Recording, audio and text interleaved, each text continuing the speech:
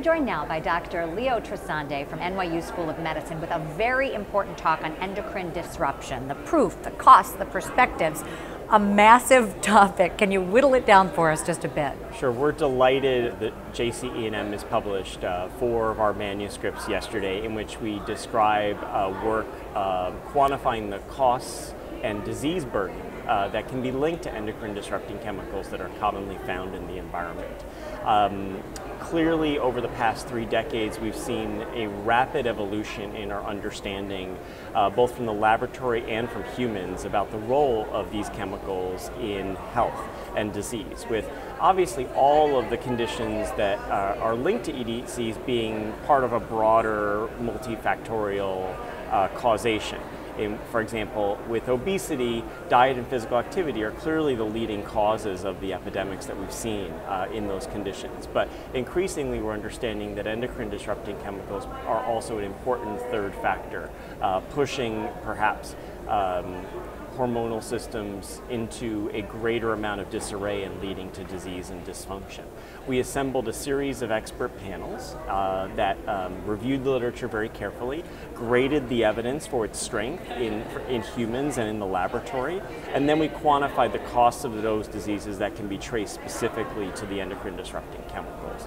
We then even downweighted the costs specifically based upon the probability of causation. So for some conditions, the evidence was extremely strong, and for others, the evidence was weaker.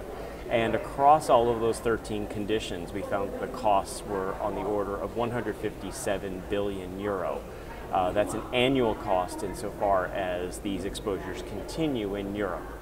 Well, now we know why this is such a huge topic. With all of the changes, though, it's so necessary for continuing education, and I think this is why this is a topic that so many of the attendees are talking about here.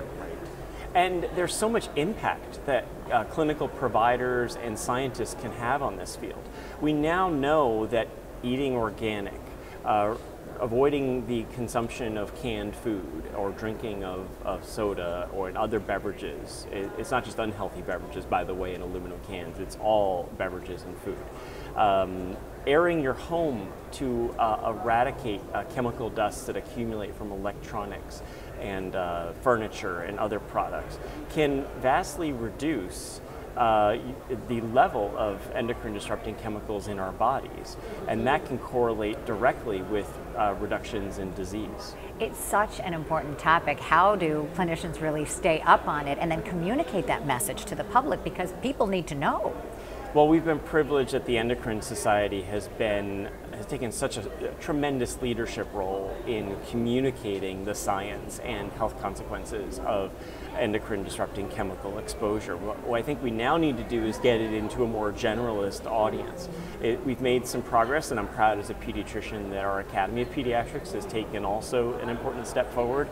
But really, these papers, we hope, put on the map that this is not a marginal public health issue, this is not a marginal clinical issue, that this is a substantial threat to our future generations and their health. So in the next 6 months, do you see some real changes being made based on the information that people are learning, based on the conversations that are happening here and people getting together and informing the public?